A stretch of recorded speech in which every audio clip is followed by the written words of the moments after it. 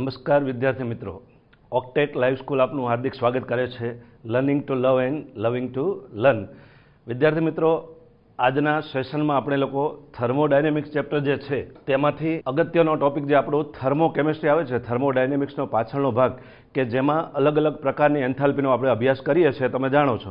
તો થર્મોકેમિસ્ટ્રી એટલે પ્રક્રિયા દરમિયાન થતા એન્થાલ્પી ફેરફારનો અભ્યાસ. તો આની અંદર આપણે ઘણી બધી એન્થાલ્પી આવે છે. એક તટસ્થીકરણ એન્થાલ્પી, 2 દહન એન્થાલ્પી, 3 પ્રમાણિત સર્જન એન્થાલ્પી. આમાંથી આજે આપણે આજના લેક્ચરમાં પ્રમાણિત સર્જન એન્થાલ્પીનો અભ્યાસ કરીશું. બરાબર છે? તો પ્રમાણિત સર્જન એન્થાલ્પીની વ્યાખ્યા આપણને દેખાય છે કે જ્યારે 1 મોલ સંયોજન તેમાં રહેલા તત્વોના પ્રમાણિત સ્વરૂપમાંથી બને ત્યારે થતા એન્થાલ્પીના ફેરફારને તે સંયોજનની સર્જન એન્થાલ્પી તરીકે ઓળખવામાં આવે છે. તો મિત્રો, પ્રક્રિયા કોઈ પણ પ્રકારની હોય પણ દરેક પ્રક્રિયામાં એન્થાલ્પીનો ફેરફાર હંમેશા થાય જ છે. કેટલીક ઉર્જા છૂટી પડે છે અથવા તો અમુક પ્રક્રિયામાં અમુક ઉર્જાનું શોષણ થાય છે. તો જો કોઈ પ્રક્રિયા કોઈ સંયોજનના સર્જનની હોય તો એ પ્રક્રિયાનો જે પણ ઉષ્મા ફેરફાર હોય તેને એન્થાલ્પી ફેરફાર કહીએ છીએ, અને જો પ્રક્રિયા સર્જનની હોય તો એને સર્જન એન્થાલ્પી તરીકે ઓળખવામાં આવે છે. તો સર્જન એન્થાલ્પી ક્યારે કહી શકાય? તો આપણી પહેલી કન્ડિશન કઈ હોય કે સંયોજન છે તે આપણને કેટલું બનવું જોઈએ? 1 મોલ. અને બીજું કે આ સંયોજન શેમાંથી બનવું જોઈએ? તો તેમાં રહેલા તત્વો. તો આપણે એમોનિયાનું જો ઉદાહરણ લઈએ તો એમોનિયાની અંદર 2 તત્વો આવેલા છે. કયા કયા છે મિત્રો? તો એક છે નાઇટ્રોજન અને બીજું છે હાઇડ્રોજન. તો નાઇટ્રોજન તત્વ અને હાઇડ્રોજન તત્વ બંને સંયોજાઈને જો 1 મોલ એમોનિયા બનાવે તો આ પ્રક્રિયા દરમિયાન જે પણ એન્થાલ્પી ફેરફાર થાય તેને એમોનિયાની સર્જન એન્થાલ્પી તરીકે ઓળખવામાં આવે છે. અને સર્જન એન્થાલ્પીને એન્થાલ્પી ઓફ ફોર્મેશન પરથી ડેલ્ટા FH0 સંજ્ઞા દ્વારા દર્શાવવામાં આવે છે. તો મિત્રો, આ વ્યાખ્યાને ખૂબ જ કાળજીપૂર્વક ધ્યાનમાં રાખજો કે જ્યારે પણ આપણને પ્રમાણિત સર્જન એન્થાલ્પીનો પ્રશ્ન પૂછે છે અને એનું સમીકરણ આપણે બનાવવાની જરૂર પડી તો આપણો પહેલો પોઈન્ટ કયો થશે કે જેની સર્જન એન્થાલ્પી આપણે લખીએ છીએ તે સંયોજન નિપજ તરીકે બનવું જોઈએ, એટલે કે તે જમણી બાજુ આવશે. અને સંયોજન કેટલું બનવું જોઈએ? તો 1 મોલ બનવું જોઈએ. અને શેમાંથી બનવું જોઈએ? તો એમાં રહેલા તત્વોના પ્રમાણિત સ્વરૂપમાંથી બનવું જોઈએ. તો સર્જન એન્થાલ્પીની આપણને વ્યાખ્યા ખ્યાલ આવી ગયો. બરાબર છે? હવે સર્જન એન્થાલ્પીને વ્યવસ્થિત રીતે સમજવા માટે અહીંયા આપણે એક શબ્દ લખ્યો કે તત્વોના પ્રમાણિત સ્વરૂપમાંથી બને છે. તો મિત્રો, આપણે થોડું એ પણ જોઈ લઈએ કે પ્રમાણિત સ્વરૂપ આપણે કોને કહીએ છીએ. બરાબર છે? તો હવે જો આપણે આગળ જોઈએ કે પ્રમાણિત સ્વરૂપ, તો પ્રમાણિત સ્વરૂપ કોને કહેવાય? તો 298 કેલ્વિન તાપમાને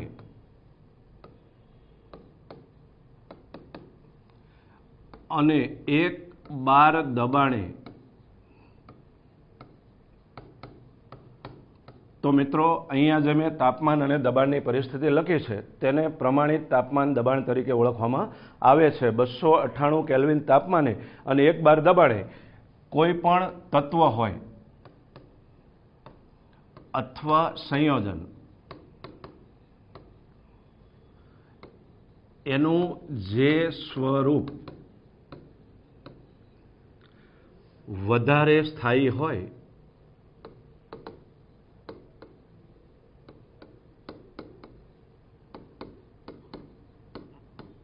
તેને પ્રમાણિત સ્વરૂપ ગણવામાં આવે છે. એટલે આમ જોઈએ તો આ આપણો રોજિંદા ઓરડાનું તાપમાન દબાણ થઈ ગયું. તો કોઈ પણ તત્વ અથવા સંયોજન કુદરતમાં જે સ્વરૂપે વધુ સ્થાયી હોય તેને પ્રમાણિત સ્વરૂપ તરીકે ઓળખવામાં આવે છે.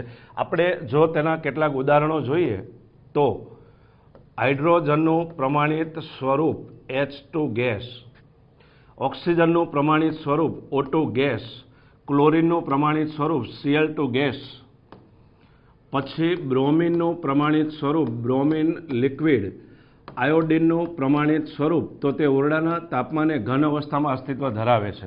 તો આ રીતે આપણે જાણીએ છીએ કે આપણે રોજિંદા ઓરડાના તાપમાને અને દબાણે કોઈ પણ તત્વ અથવા સંયોજન જે પણ ભૌતિક અવસ્થામાં વધુ સ્થાયી હોય તેને પ્રમાણિત સ્વરૂપ તરીકે ઓળખવામાં આવે છે. આ જ રીતે જો આપણે આગળ વધીએ તો બધી જ ધાતુઓ ના પ્રમાણિત સ્વરૂપ છે તે ઘન સ્વીકારવામાં આવેલા છે, જેમ કે સોડિયમ સોલિડ, મેગ્નેશિયમ સોલિડ અને અપવાદ રૂપે આપણે જાણીએ છીએ કે પારો છે મર્ક્યુરી, તે પ્રવાહી સ્વરૂપે અસ્તિત્વ ધરાવે છે, એટલે એનું પ્રમાણિત સ્વરૂપ કયું લેવામાં આવે છે? પ્રવાહી. બરાબર છે. આ ઉપરાંત મિત્રો ત્રીજો અગત્યનો પોઈન્ટ કે કેટલાક તત્વો અપર રૂપો ધરાવે છે.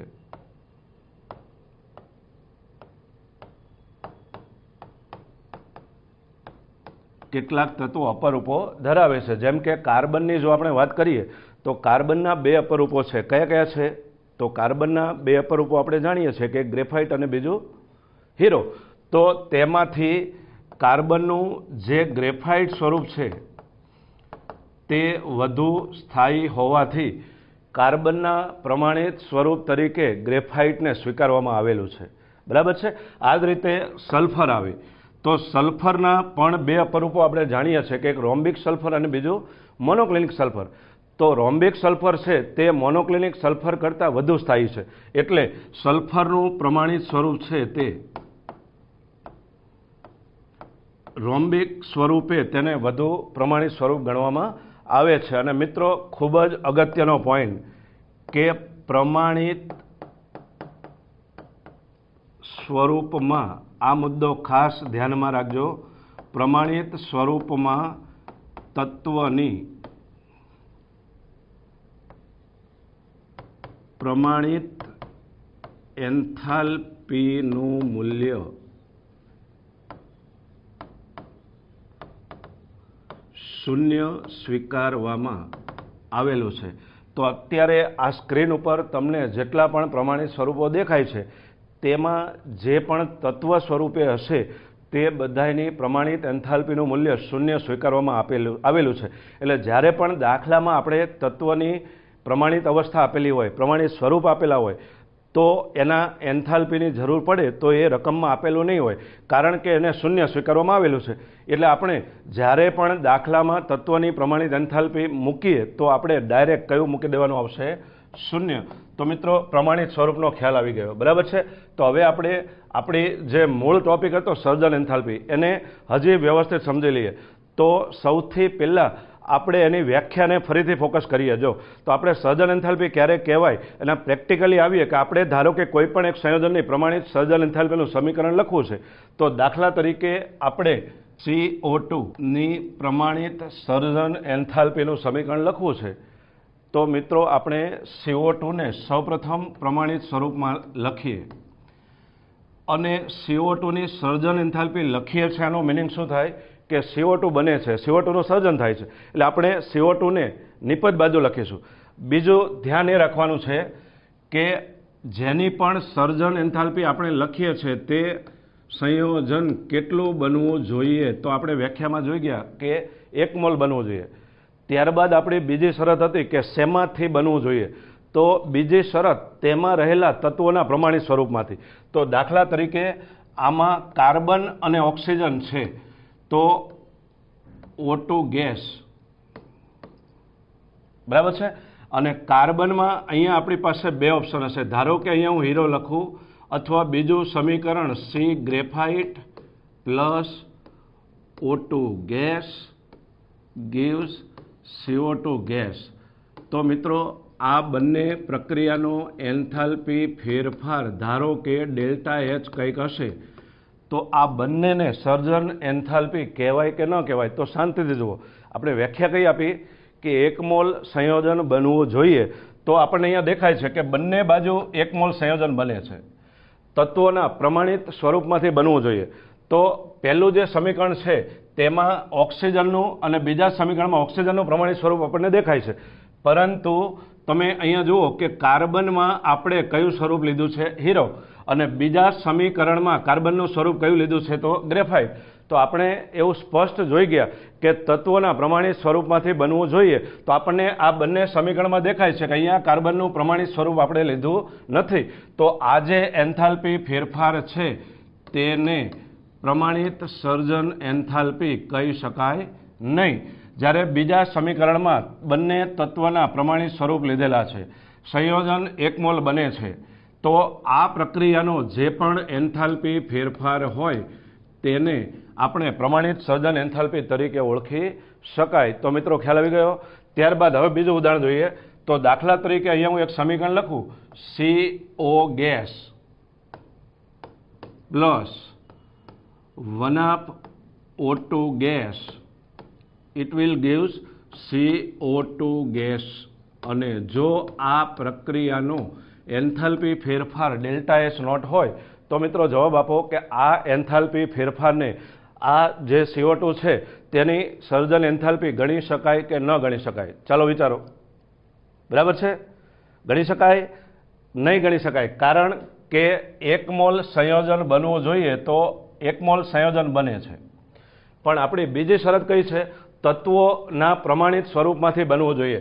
તો અહીંયા આપણને દેખાય છે કે કાર્બન મોનોક્સાઇડ એક સંયોજન છે, તત્વ નથી, એટલે તે સર્જન એન્થાલ્પીની વ્યાખ્યાનું પાલન કરતું નથી. તો આ જે પણ એન્થાલ્પી ફેરફાર છે તેને આપણે CO2ની સર્જન એન્થાલ્પી તરીકે ઓળખી શકાય નહીં. ખ્યાલ આવી ગયો? ત્યારબાદ હજી એક ઉદાહરણ લઈએ. દાખલા તરીકે સલ્ફર, રોમ્બિક સલ્ફર, ચાલો, plus O2 gas gives SO2 gas. જો આનો એન્થાલ્પી ફેરફાર ડેલ્ટા એચ નોટ હોય તો મિત્રો આ જે પણ મૂલ્ય હોય તેને SO2ની પ્રમાણિત સર્જન એન્થાલ્પી કહી શકાય કે ન કહી શકાય? ચાલો વિચારો. તો કહી શકાય, કારણ કે સંયોજન 1 મોલ બને છે અને તત્વોના પ્રમાણિત સ્વરૂપમાંથી બને છે. તો અહીંયા જે પણ મૂલ્ય હશે તેને સલ્ફર ડાયોક્સાઇડની પ્રમાણિત સર્જન એન્થાલ્પી કહી શકાય. ત્યારબાદ હજી એક ઉદાહરણ લઈએ આપણે.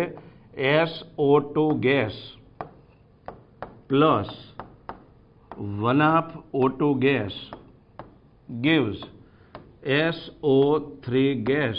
અને ધારો કે આ પ્રક્રિયાનો એન્થાલ્પી ફેરફાર જો ડેલ્ટા એચ નોટ હોય તો આને સલ્ફર ટ્રાયોક્સાઇડની પ્રમાણિત સર્જન એન્થાલ્પી કહી શકાય કે ન કહી શકાય? કહી શકાય? નહીં કહી શકાય. કારણ કે 1 મોલ સંયોજન બને છે, પરંતુ તત્વોમાંથી બનવાને બદલે આપણને આગળ એક માહિતીમાં જો સલ્ફર ડાયોક્સાઇડ આપણે લીધું છે, આ શું છે? સંયોજન. એટલે આ જે પણ મૂલ્ય છે તેને SO3ની પ્રમાણિત સર્જન એન્થાલ્પી તરીકે ઓળખી શકાય નહીં. એટલે જો આપણે SO3ની પ્રમાણિત સર્જન એન્થાલ્પી જોઈતી હોય તો આપણે હમણાં કીધું એમ છેલ્લી વાર જોઈ જઈએ. ધારો કે આપણે SO3ની પ્રમાણિત સર્જન એન્થાલ્પીનું સમીકરણ લખવું છે તો આપણે સૌથી પહેલાં શું કરીશું? તો જમણી બાજુ એટલે કે નીપજ બાજુ 1 મોલ SO3 લખીશું અને હવે ડાબી બાજુ એમાં જે પણ તત્વો આવેલા છે તેના પ્રમાણિત સ્વરૂપ લખીશું. તો પહેલાં સલ્ફર લખીશું રોમ્બિક પ્લસ O2 ગેસ, અને આ સમીકરણને સંતુલિત કરીએ તો એને SO3ની પ્રમાણિત સર્જન એન્થાલ્પીનું સમીકરણ કહી શકાય. મિત્રો અહીંયા કાળજી એ રાખવાની છે કે સર્જન એન્થાલ્પીનું જે પણ સમીકરણ છે તેમાં સંયોજન 1 મોલ બનવું જોઈએ. એટલે જ્યારે પણ આ રિએક્શનને આપણે સંતુલિત કરીએ ત્યારે એક વસ્તુ નક્કી છે કે આપણે સંતુલનમાં આ બાજુ ક્યાંય સહગુણક વડે ગુણવાના થશે નહીં, કારણ કે આપણે આને 1 મોલ જ રાખવાનું છે. બરાબર છે? અને સંતુલિત કરવા માટે જો સલ્ફર અહીંયા 1 છે તો સલ્ફરનું સંતુલન છે, ઓક્સિજન અહીંયા 3 છે, એટલે આપણે દાખલા તરીકે અહીંયા જો 3/2 મૂકી દઈએ તો પાછળ 1 મોલ SO3 બનશે. તો આ પ્રક્રિયાનો જે પણ એન્થાલ્પી ફેરફાર થશે તેને SO3ની સર્જન એન્થાલ્પી કહી શકાય. બરાબર છે મિત્રો? ખ્યાલ આવી ગયો? તો હવે આના જે પ્રશ્નો છે એને આપણે જોઈએ એટલે વધુ ખ્યાલ આવશે. તો મિત્રો આપણને સ્ક્રીન ઉપર એક પ્રશ્ન દેખાય છે. નીચેનામાંથી કઈ પ્રક્રિયાનો એન્થાલ્પી ફેરફાર એ ડેલ્ટા FH નોટ એટલે કે સર્જન એન્થાલ્પી દર્શાવે છે? તો હમણાં સર્જન એન્થાલ્પીનું સમીકરણ કેવી રીતે લખી શકાય તે આપણે બહુ જ વ્યવસ્થિત રીતે જોઈ ગયા. તો હવે આપણને 4 ઓપ્શન દેખાય છે. તેમાંથી જો પહેલા ઓપ્શન A ઉપર જોઈએ તો આપણી પહેલી કન્ડિશન સંયોજન કેટલું બનવું જોઈએ? તો સંયોજન 1 મોલ બનવું જોઈએ. તો ચાલો પહેલી શરતનું પાલન થયું. બીજી શરત શેમાંથી બનવું જોઈએ? તો તત્વોના પ્રમાણિત સ્વરૂપમાંથી. તો આ તત્વ છે અને પ્રમાણિત સ્વરૂપ છે. આ તત્વ છે પણ પ્રમાણિત સ્વરૂપ નથી. તો એનો અર્થ એવો થાય કે આમાં કાર્બન પ્રમાણિત નથી, એટલે આ પ્રક્રિયાનો જે પણ એન્થાલ્પી ફેરફાર હશે તેને પ્રમાણિત સર્જન એન્થાલ્પી ફેરફાર કહી શકાય નહીં. હવે ઓપ્શન 2 જો, તો પહેલી શરત 1 મોલ સંયોજન બનવું જોઈએ, બીજું તત્વમાંથી બનવું જોઈએ, ત્રીજું તત્વના સ્વરૂપ પ્રમાણિત હોવા જોઈએ. તો મિત્રો અહીંયા આપણને દેખાય છે કે દરેક શરતનું પાલન થાય છે, એટલે આ જે પ્રક્રિયાનો એન્થાલ્પી ફેરફાર હશે તેને પ્રમાણિત સર્જન એન્થાલ્પી ફેરફાર કહી શકાય. હવે આપણે ત્રીજો ઓપ્શન ચેક કરીએ. તો અહીંયા સંયોજન જુઓ કેટલું બને છે 2 મોલ. તો અહીંયા આપણને સંયોજન કેટલું બનવું જોઈતું હતું 1 મોલ, અહીંયા કેટલું બને છે 2 મોલ. તો અહીંયાથી આગળ બીજી કોઈ શરતો હવે ચેક કરવાની થતી નથી, કારણ કે પહેલી જ શરતનું પાલન થયું નથી. એટલે આ પ્રક્રિયાનો જે પણ એન્થાલ્પી ફેરફાર હશે તેને પણ સર્જન એન્થાલ્પી તરીકે ઓળખી શકાય નહીં. ત્યારબાદ ત્રીજું સમીકરણ 1 મોલ સંયોજન બને છે.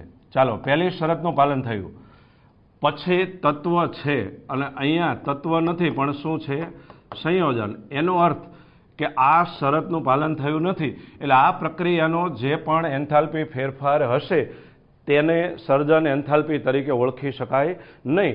તો આ જે પ્રશ્ન આપણને પૂછવામાં આવેલો છે એનો જો આપણે આન્સર લખીએ તો આપણે આન્સર ટીક કરવાનો કયો આવશે? Option B. સમજાય છે?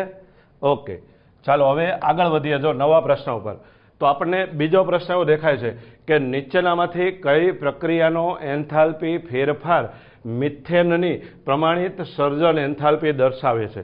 તો મિત્રો આવો પ્રશ્ન આવે તો આપણે ઓપ્શન જોવાને બદલે એટલું જોઈ જાવ કે આપણે કોની સર્જન એન્થાલ્પી જોઈએ છે? તો મિથેનની. તો મિથેનનું અણુસૂત્ર કયું થાય? CH4. તો આપણે નીચે સમીકરણ જ બનાવી કાઢીએ જો, CH4. અને આપણે જાણીએ છીએ કે મિથેન, ઇથેન, પ્રોપેન આ બધા જે શરૂઆતના હાઇડ્રોકાર્બન છે તે વાયુ સ્વરૂપે અસ્તિત્વ ધરાવે છે. હવે શેમાંથી બનવા જોઈએ? તો તેમાં રહેલા તત્વોના પ્રમાણિત સ્વરૂપમાંથી. એટલે આપણે શું કરીશું? અહીંયા કાર્બન લઈશું અને કાર્બનનું કયું સ્વરૂપ લેવાનું થશે? તો ગ્રેફાઇટ, પ્લસ હાઇડ્રોજન H2 કયું સ્વરૂપ? તો ગેસ. અને સંતુલન કરવા માટે અહીંયા 2 વડે ગુણીએ તો આ પ્રક્રિયાનો જે પણ એન્થાલ્પી ફેરફાર હશે તેને મિથેનની પ્રમાણિત સર્જન એન્થાલ્પી કહી શકાય. તો આ 4 ઓપ્શન આપણે ચકાસીએ તો આપણો જવાબ કયો થશે? ડી. બરાબર છે મિત્રો? હવે અહીંયા ધ્યાન આપજો, આ પહેલા ઓપ્શનમાં અહીંયા હીરો લખેલું હોવાથી તે પ્રમાણિત સ્વરૂપ નથી. બીજા વિકલ્પમાં અહીંયા હીરો લખેલું છે તે પ્રમાણિત સ્વરૂપ નથી. એ જ રીતે સી વિકલ્પમાં અહીંયા જે ઓપ્શન આપેલા છે એમાં જો કાર્બન ગ્રેફાઇટ છે એ પ્રમાણિત લીધો છે, પરંતુ હાઇડ્રોજનનું કુદરતમાં સ્વીકારાયેલું પ્રમાણિત સ્વરૂપ H2 ગેસ છે, હાઇડ્રોજન પરમાણુ સ્વરૂપ છે તે એનું પ્રમાણિત સ્વરૂપ નથી. તો આ હાઇડ્રોજન જે અહીંયા લખ્યો છે તે પ્રમાણિત નથી, એટલે આપણે ઓપ્શન સીને જવાબ તરીકે ટીક કરી શકાય નહીં. ખ્યાલ આવે છે ને મિત્રો? તો હવે આપણે આગળના ક્વેશ્ચન ઉપર જઈએ. તો આપણો ત્રીજો પ્રશ્ન છે, નીચેનામાંથી કઈ પ્રક્રિયા માટે સંયોજનની સર્જન એન્થાલ્પી એ ડેલ્ટા FH0 એ પ્રક્રિયાની ડેલ્ટા Hને સમાન થશે? એટલે ટૂંકમાં કઈ પ્રક્રિયાનો એન્થાલ્પી ફેરફાર છે તે સર્જન એન્થાલ્પી તરીકે ઓળખાય? તો આપણે ચેક કરીએ જો. તો પહેલાં સંયોજન કેટલું બનવું જોઈએ? 1 મોલ, પહેલી શરત. બીજું, શેમાંથી બનવું જોઈએ? તો તત્વમાંથી. ત્રીજી શરત કે તત્વના સ્વરૂપ કેવા હોવા જોઈએ? પ્રમાણિત. તો મિત્રો અહીંયા આપણને ઓઝોન આપેલું છે જો, તો ઓઝોન છે તે ઓક્સિજનનું પ્રમાણિત સ્વરૂપ નથી. તો આપણે આગળ જોઈ ગયા કે ઓક્સિજનનું પ્રમાણિત સ્વરૂપ કયું સ્વીકારાયેલું છે? તો O2 ગેસ, O3 ગેસ છે તે ઓક્સિજનનું પ્રમાણિત સ્વરૂપ નથી. આ કાળજીપૂર્વક ધ્યાન આપજો. એટલે પહેલી પ્રક્રિયાનો જે પણ એન્થાલ્પી ફેરફાર છે તેને આપણે પ્રમાણિત સર્જન એન્થાલ્પી કહી શકાય નહીં.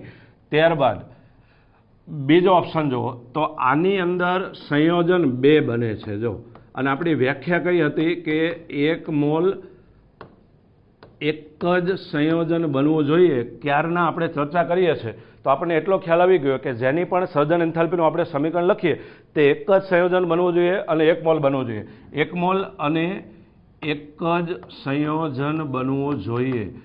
તો આ રીતની કોઈ પરિસ્થિતિ આપણને આપેલી હોય તો આપણને તરત ખ્યાલ આવી જવો જોઈએ કે આ પ્રક્રિયાનો જે પણ એન્થાલ્પી ફેરફાર છે તેને સર્જન એન્થાલ્પી કહી શકાય નહીં.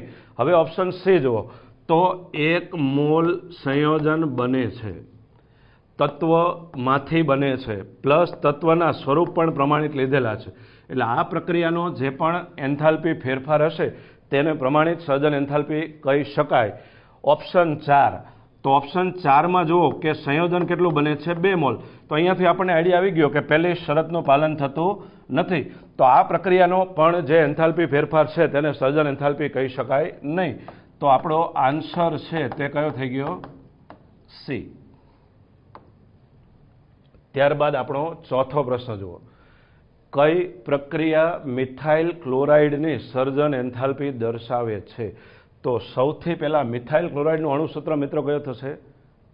ચલો તો એનો જવાબ આવશે CH3Cl ગેસ. હવે આપણે જાતે જ બનાવી લઈએ તો આના માટે પ્રક્રિયકો કયા કયા હોવા જોઈએ? તો 1 carbon graphite, 2 hydrogen gas, 3 Cl2 gas. હવે આપણે આનું સંતુલન કરીએ તો આપણે જાણીએ છીએ કે જમણી બાજુ તો આપણે 1 મોલ જ રાખવાનું છે. એટલે જે પણ આપણે સહગુણક વડે ગુણવાનું થાય તે પ્રક્રિયક બાજુ ગુણવાનું છે. તો કાર્બનનું સંતુલન છે, અહીંયા હાઇડ્રોજન 3 છે એટલે આપણે અહીંયા લખીશું 3/2 અને ક્લોરીન 1 જ છે એટલે ક્લોરીનનો સહગુણક લખીએ 1/2. તો આને જો આપણે ધ્યાનમાં લઈએ તો આપણું જે છેલ્લું સમીકરણ છે તે મિથાઇલ ક્લોરાઇડની સર્જન એન્થાલ્પી દર્શાવે છે એવું કહી શકાય. પહેલામાં અહીંયા સંયોજન છે, જો ફટાફટ જોઈ દઈએ. બીજામાં અહીંયા પ્રમાણિત સ્વરૂપ નથી. ત્રીજામાં અહીંયા પ્રમાણિત સંયોજન છે. અને ચોથો જે વિકલ્પ છે એમાં આ સમીકરણ લખ્યા પ્રમાણે નહીં, આપણી બધી શરતોનું પાલન થાય છે. એટલે આપણો આ પ્રશ્નનો જવાબ કયો ટીક કરીશું? આપણે આન્સર ડી. ત્યારબાદ આપણો 5મો પ્રશ્ન છે carbon solid plus O2 gas CO2 gas plus X કિલોજૂલ. બીજું સમીકરણ CO plus 1/O2 CO2 plus Y કિલોજૂલ હોય તો કાર્બન મોનોક્સાઇડની સર્જન એન્થાલ્પી કેટલી થશે?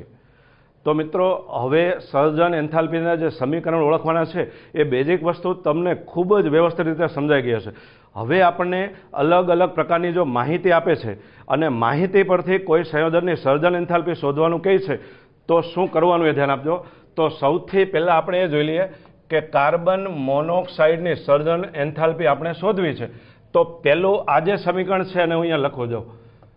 Carbon solid plus O2 gas gives CO2 gas અને પ્લસ X કરીને આપ્યું છે એને હું એન્થાલ્પી ફેરફાર તરીકે અહીંયા લઈ લઉં. તો મિત્રો ધ્યાન આપજો કે આ પ્રક્રિયા એવું દર્શાવે છે કે CO2 બને ત્યારે CO2ની સાથે સાથે X કિલો જૂલ ઉર્જા છૂટી પડે છે. એટલે કે પ્રક્રિયા ઉષ્માક્ષેપક છે. એટલે જ્યારે ઉષ્માનું મૂલ્ય નિપજ બાજુ આપેલું હોય ત્યારે ઉષ્માક્ષેપક પ્રક્રિયા ગણીએ છીએ. અને આપણે જાણીએ છીએ કે ઉષ્માક્ષેપક પ્રક્રિયાનો એન્થાલ્પી ફેરફાર છે માઇનસ હોય. તો અહીંયા આપણો જવાબ છે એ -X કિલો જૂલ થઈ ગયો. એ રીતે આપણે બીજું સમીકરણ લખીએ. CO gas plus 1/O2 gas gives CO2 gas અને પ્લસ Y લખેલું છે એને આપણે એન્થાલ્પી ફેરફાર સ્વરૂપે જો દર્શાવીએ તો અહીંયા પણ Y જેટલી ઉર્જા નિપજ બાજુ છૂટી પડે છે. એનો અર્થ કે આ પ્રક્રિયા કયા પ્રકારની છે? ઉષ્માક્ષેપક. એટલે કે ડેલ્ટા Hનું મૂલ્ય છે તે કેવું થશે? -Y kilo joule. આ માહિતી આપણને આપી છે. એટલે જ્યારે પણ અહીંયા ઉષ્માના મૂલ્યો આપેલા હોય ત્યારે કાળજી રાખજો કે જો ઉષ્માનું મૂલ્ય પ્રક્રિયક બાજુ હોય તો અહીંયા પ્લસ આવશે અને નિપજ બાજુ હોય તો અહીંયા માઇનસ આવશે. આ થઈ ગઈ આપણી માહિતી.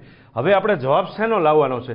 તો કાર્બન મોનોક્સાઇડની સર્જન એન્થાલ્પી. તો આપણે સૌથી પહેલાં અહીંયા શું કરીશું કે કાર્બન મોનોક્સાઇડની સર્જન એન્થાલ્પીનું સમીકરણ લખીએ. જો તો 1 મોલ કાર્બન મોનોક્સાઇડ બનવું જોઈએ. શેમાંથી બનવું જોઈએ? તો કાર્બન ગ્રેફાઇટ અથવા સોલિડ પ્લસ O2 ગેસમાંથી. અને અહીંયા આપણે સંતુલન કરીએ તો 1/2. એટલે આ સમીકરણનો જે પણ એન્થાલ્પી ફેરફાર મળે તેને જ કાર્બન મોનોક્સાઇડની સર્જન એન્થાલ્પી કહી શકાય.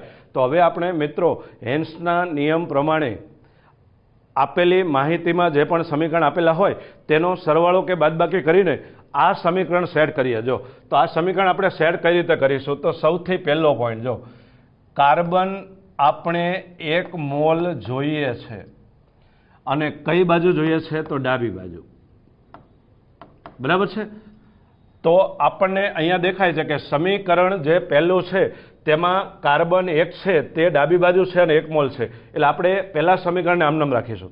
ત્યારબાદ આપણે બીજું અહીંયા જોઈએ કે કાર્બન મોનોક્સાઇડ આપણે 1 મોલ જોઈએ છે, જો, અને કઈ બાજુ જોઈએ છે? તો જમણી બાજુ. તો આપણું જે બીજું રિએક્શન આપેલું છે તેમાં કાર્બન મોનોક્સાઇડ છે તે ડાબી બાજુ આપેલું છે. એટલે આપણે આ સમીકરણમાં કાર્બન મોનોક્સાઇડને જો જમણી બાજુ લઈ જવું હોય તો હું કરશું, સમીકરણને ઉલટાવશું. તો સમીકરણ 2 ને ધારો કે હું ઉલટાવું એટલે ઊંધું લખવાનું થશે. CO2 gas gives CO gas plus 1/O2 gas. અને મિત્રો કોઈ પણ પ્રક્રિયાને જ્યારે આપણે ઉલટાવીએ ત્યારે એન્થાલ્પી ફેરફારનું મૂલ્ય જો પ્લસ હોય તો માઇનસ થઈ જાય અને માઇનસ હોય તો પ્લસ થઈ જાય. એટલે અહીંયા આપણો જવાબ થશે Y કિલો જૂલ અને મૂલ્ય થઈ જશે પ્લસ. અને હવે તમે જો સમીકરણ 1 અને સમીકરણ 2 નો સરવાળો કરો તો આપણને અહીંયા દેખાય છે કે CO2 સામેથી ઉડી જાય. એટલે આનો સરવાળો આપણને આ રીતે મળશે, carbon solid plus O2 1 mall અહીંયા છે, અડધો મોલ અહીંયા છે, એટલે અહીંયા વધશે 1/O2 ગેસ અને જમણી બાજુ વધશે 1 મોલ CO ગેસ. તો આનો જે એન્થાલ્પી ફેરફાર છે તે આપણે આ બે પ્રક્રિયાઓના સરવાળા દ્વારા ત્રીજી પ્રક્રિયા લાવ્યા છે. એટલે આને જો હું 1 કહું ને આને 2 કહું તો આનો અર્થ આવો થશે કે ΔH1 પ્લસ ΔH2 એટલે કે -x પ્લસ y. એટલે કે આપણો જવાબ થશે y -x કિલો જૂલ. તો આ પ્રક્રિયાનો એન્થાલ્પી ફેરફાર જો y-x જેટલો હોય તો કાર્બન મોનોક્સાઇડની પ્રમાણિત સર્જન એન્થાલ્પીનું મૂલ્ય આપણે ટીક કરવાનું કયું થશે? Option C, y-x. સમજાઈ ગયું? ઓકે. ત્યારબાદ આપણે આગળના પોઈન્ટ ઉપર જઈએ તો આપણો છઠ્ઠો પ્રશ્ન છે 2 sulphur 3 O2 2 SO3 plus x કિલોજૂલ. SO2 plus 1/O2 gives SO3 plus y કિલોજૂલ. બરાબર છે? તો સલ્ફર ડાયોક્સાઇડની સર્જન એન્થાલ્પી નક્કી કરો. તો હમણાં જે પ્રશ્ન આપણે કાર્બન મોનોક્સાઇડ માટે જોઈ ગયા સેમ એવો જ પ્રશ્ન છે, પણ અહીંયા આપણે સલ્ફર ડાયોક્સાઇડની સર્જન એન્થાલ્પી ગણવાની છે. બરાબર છે? તો હવે સૌથી પહેલાં જો આપણે પહેલું સમીકરણ છે એને અહીંયા લખી નાખીએ 2s plus 3O2 gives 2SO3 plus x. આ રીતે આપેલું છે. એટલે આપણે જો આને એન્થાલ્પી ફેરફાર તરીકે લખીએ તો આપણો એન્થાલ્પી ફેરફાર નિપજ બાજુ હોવાથી કેટલો થઈ ગયો? -x. બરાબર છે? સમીકરણ 2 એટલે SO2 plus 1/O2 gives SO3 plus y છે. એટલે આને જો આપણે ΔS સ્વરૂપે લખીએ તો નિપજ બાજુ હોવાથી આનું મૂલ્ય થઈ ગયું y કિલો જૂલ. હવે આપણે એ જોઈ જઈએ કે આપણે જવાબ શેનો લાવવાનો છે? તો સલ્ફર ડાયોક્સાઇડની પ્રમાણિત સર્જન એન્થાલ્પી. બરાબર છે? તો આપણે સલ્ફર ડાયોક્સાઇડની પ્રમાણિત સર્જન એન્થાલ્પીનું સમીકરણ લખીએ તો 1 મોલ SO2 જમણી બાજુ, ડાબી બાજુ 1 સલ્ફર પ્લસ O2 ગેસ. તો આ પ્રક્રિયાનો જે પણ એન્થાલ્પી ફેરફાર થાય તેને SO2ની પ્રમાણિત સર્જન એન્થાલ્પી તરીકે ઓળખી શકાય. તો આપણે હવે શું કરીશું કે આ બે માહિતીનો ઉપયોગ કરીને આ સમીકરણ છે આપણે લાવવાનું થશે. તો સૌથી પહેલો પોઈન્ટ કે આપણે સલ્ફર છે જો તે 1 મોલ જોઈએ છે અને કઈ બાજુ જોઈએ છે? ડાબી બાજુ. તો આપણું જે પહેલું સમીકરણ છે એને જુઓ કે આપણને સલ્ફર તો ડાબી બાજુ છે જ, પણ કેટલા મોલ આપેલો છે? 2 મોલ. તો સૌથી પહેલાં આપણે શું કરીશું કે આ જે સમીકરણ છે તેને આપણે 1 મોલ સલ્ફરમાં રૂપાંતર કરવું હોય તો શું કરવું પડશે? તો પહેલી પ્રક્રિયાને આપણે 2 વડે ભાગવી પડશે. તો પહેલી પ્રક્રિયાને જો 2 વડે ભાગીએ તો આપણું સમીકરણ થઈ ગયું sulphur plus 3/2O2 gives SO3. તો આપણું ડેલ્ટા એચનું મૂલ્ય પણ થઈ ગયું -x/2. સમજાય છે? ઓકે. હવે આપણે બીજા પોઈન્ટ ઉપર જો કે આપણે સલ્ફર ડાયોક્સાઇડ છે 1 મોલ જોઈએ છે અને કઈ બાજુ જોઈએ છે? તો જમણી બાજુ. તો આપણને બીજું ઇક્વેશન દેખાય છે કે સલ્ફર ડાયોક્સાઇડ 1 મોલ છે પણ કઈ બાજુ આવેલું છે? ડાબી બાજુ. એટલે આપણે શું કરીશું કે બીજું સમીકરણ છે એને ઉલટાવીએ. તો બીજા સમીકરણને જો ઉલટાવીને લખીએ તો આપણું સમીકરણ થશે SO3 gives SO2 plus 1/O2. તો આ પ્રક્રિયાને આપણે ઉલટાવી છે એટલે એન્થાલ્પી ફેરફારનું મૂલ્ય -y માંથી કેવું થઈ જશે? +y. અને હવે જો આપણે આ બે સમીકરણનો સરવાળો કરીએ તો આપણને પરિણામી સમીકરણ મળશે S + O2 gives SO2. તો આગળ જોઈ ગયા એમ આ પ્રક્રિયાનો એન્થાલ્પી ફેરફાર ΔH1 પ્લસ ΔH2 નું પાલન કરે તો આપણે અહીંયા લખીએ તો -x/2 પ્લસ y. બરાબર છે? હવે આને આટલા કિલોજૂલ ઉર્જા છૂટી પડશે તો આપણે હવે જો વિકલ્પ ચકાસીએ તો આ પ્રકારનો વિકલ્પ છે તે આપણો એટલે કે y -x/2 કિલોજૂલ. આ બેમાંથી કોઈ એક આપેલું હશે તો આપણો જવાબ છે તે આપણે ટીક કરવાનો કયો થશે? ડી. બરાબર છે? ત્યારબાદ જો આપણે આગળ જોઈએ તો આપણો 7મો પ્રશ્ન છે અને સર્જન એન્થાલ્પીનો છેલ્લો પોઈન્ટ મિત્રો. હવે સર્જન એન્થાલ્પીમાં એક તો સૈદ્ધાંતિક રીતે સમીકરણ લખવાના આવે અથવા તો 2 પ્રશ્ન હમણાં જોયા કે કાર્બન મોનોક્સાઇડ અને સલ્ફર ડાયોક્સાઇડની સર્જન એન્થાલ્પી આપણને અલગ અલગ સમીકરણ આધારિત માહિતી આપેલી હોય તેના પરથી ગણવું. આ ઉપરાંત બોર્ડ માટે સર્જન એન્થાલ્પીના દાખલાઓ 3 અથવા 4 માર્કમાં પૂછાય છે.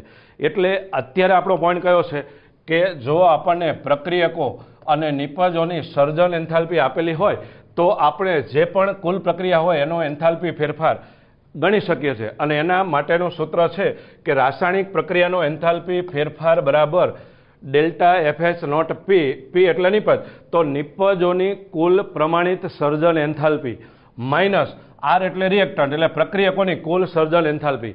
તો આ સમીકરણ છે જ્યારે પણ આપણને પ્રક્રિયકો કે નિપજોની પ્રમાણિત સર્જન એન્થાલ્પીનું મૂલ્ય આપેલું હોય ત્યારે આપણે શું કરીશું કે નિપજોની કુલ પ્રમાણિત સર્જન એન્થાલ્પી માઇનસ પ્રક્રિયકોની કુલ પ્રમાણિત સર્જન એન્થાલ્પીનો તફાવત લઈ લઈએ તો આપણે પ્રક્રિયાનો એન્થાલ્પી ફેરફાર મળી જાય. તો એને આપણે એક દાખલા સ્વરૂપે જોઈ લઈએ. જો આપણને માહિતી આપે છે કે CO2 પાણી અને C2H4 ઇથિનની સર્જન એન્થાલ્પી અનુક્રમે તો આપણને કંઈક મૂલ્યો આપેલા છે. બરાબર છે? તો ઇથિનમાંથી CO2 પાણી બને તે પ્રક્રિયાનો એન્થાલ્પી ફેરફાર ગણો એવું આપણને પૂછે છે. તો આપણે સૌથી પહેલાં શું કરીશું કે આપણને જે પણ પ્રક્રિયા કહે છે એનું રાસાયણિક સમીકરણ આપણે લખવાનું થશે. તો ઇથિન એટલે C2H4 બરાબર છે પ્લસ આમાંથી CO2 અને પાણી બને છે એટલે આપણે દહનની પ્રક્રિયા થઈ એટલે O2 અને એમાંથી આપણને નિપજ તરીકે મળે છે CO2 અને પાણી. હવે મિત્રો આપણે આ સમીકરણને સંતુલિત કરીએ તો કાર્બન 2 હોવાથી જમણી બાજુ આપણે 2 વડે ગુણવાનું થશે. પછી હાઇડ્રોજન 4 હોવાથી જમણી બાજુ પાણીને 2 વડે ગુણીએ. તો હવે આપણે ઓક્સિજન ચેક કરીએ તો જમણી બાજુ 2 × 2 4 ઓક્સિજન પ્લસ 2 એટલે 6 ઓક્સિજન એટલે આપણે અહીંયા ગુણવાનું થશે 3 વડે. તો ચેક કરી જાઓ મિત્રો કે આ સંતુલિત સમીકરણ આવી ગયું. હવે એમાંથી આપણને પાણી મિથેન અને પાણી CO2 અને ઇથિનની પ્રમાણિત સર્જન એન્થાલ્પી આપી છે અને આજે આખી પ્રક્રિયા છે તેનો પ્રમાણિત સર્જન એન્થાલ્પી ફેરફાર આપણે ગણવાનો છે. તો આ સમીકરણ પ્રમાણે જો આનું સમીકરણ બનાવીએ તો આ પ્રક્રિયાનો એન્થાલ્પી ફેરફાર બરાબર, તો આપણું પહેલું પદ કયું છે? નિપજોની કુલ પ્રમાણિત સર્જન એન્થાલ્પી. નિપજ એટલે 2 મોલ CO2, તો આપણે અહીંયા કરીશું 2 into delta FH not CO2, તો આ પદને વંચાય 2 મોલ CO2 ની પ્રમાણિત સર્જન એન્થાલ્પી પ્લસ 2 મોલ પાણી, એટલે કે 2 ગુણ્યા ડેલ્ટા FH નોટ H2O. તો આપણો આ પહેલો કૌંસ પતી ગયો કે નિપજોની કુલ પ્રમાણિત સર્જન એન્થાલ્પી. એટલે આ રીતે આપણે કોઈ પણ સમીકરણ હોય એના સહગુણક વડે ગુણીને અહીંયા સૂત્ર બનાવશું. ત્યારબાદ પ્રક્રિયકો માટેનું પદ બનાવીએ તો C2H4 1 મોલ છે, તો અહીંયા આપણે delta FH not C2H4 plus 3 mole O2, એટલે કે 3 ગુણ્યા ડેલ્ટા FH નોટ O2. તો આના દાખલાઓ મિત્રો ખૂબ જ ઇઝી હોય છે, આવડી જાય એવા હોય છે, માત્ર સરવાળા બાદબાકીના જ હોય છે. આપણે ખાલી સમજવાનું એટલું જ છે કે આપણને જો સર્જન એન્થાલ્પી આપેલી હોય તો કોઈ પણ એક રાસાયણિક પ્રક્રિયા કાં આપી હશે કે લખવાની હશે. લખ્યા બાદ નિપજોની કુલ સર્જન એન્થાલ્પી માઇનસ પ્રક્રિયકોની સર્જન એન્થાલ્પી, આ રીતે સમીકરણ બનાવશું. અને પછી આપણે આગળ વધીએ તો જો 2 ગુણ્યા તો CO2 ની સર્જન એન્થાલ્પી આપણને કેટલી આપી છે? તો આ કૌંસમાં મૂકીશું માઇનસ 393.7 પ્લસ પાણીની સર્જન એન્થાલ્પી તો માઇનસ 241.8 પ્લસ ઇથિનની સર્જન એન્થાલ્પી પ્લસ 52.3 અને પ્લસ અહીંયા શું કરીશું? જો આપણને તત્વની એન્થાલ્પી તો રકમમાં આપી નથી, તો હમણાં આપણે આ જ લેક્ચરમાં શરૂઆતમાં જોઈ ગયા કે તત્વ જો પ્રમાણિત સ્વરૂપમાં હોય તો એની એન્થાલ્પીનું મૂલ્ય 0 સ્વીકારવામાં આવેલું છે. અને હવે મિત્રો અહીંયાથી આગળ આનો સરવાળો બાદબાકી કરીને તમે પણ જવાબ લાવી શકો છો. તો આજના લેક્ચરમાં આપણે સર્જન એન્થાલ્પી શું છે તેનું સમીકરણ કઈ રીતે લખી શકાય, જો આપણને સમીકરણ આપેલા હોય તો આ સમીકરણનો એન્થાલ્પી ફેરફાર સર્જન એન્થાલ્પી દર્શાવે છે કે નહીં તે બધું શીખી ગયા. પ્લસ સર્જન એન્થાલ્પી આધારિત જે પ્રકારના MCQ બની શકે તે MCQના પણ 2-3 ઉદાહરણ આપણે જોઈ ગયા. તો મિત્રો આ ટોપિક છે તમને ખૂબ જ વ્યવસ્થિત રીતે સમજાઈ ગયો હશે. તો હવે જો પ્રમાણિત સર્જન એન્થાલ્પી સમજાઈ ગયું હોય અને મિત્રો જો લેક્ચરમાં આપને મજા આવતી હોય, સમજાઈ ગયું હોય, તો આપના મિત્રોને પણ આ લિંક શેર કરો, આ ચેનલને લાઇક કરો, બરાબર છે, અને આગળના વિડીયો જોવા માટે એને સબસ્ક્રાઈબ કરતા રહો. Thank you very much.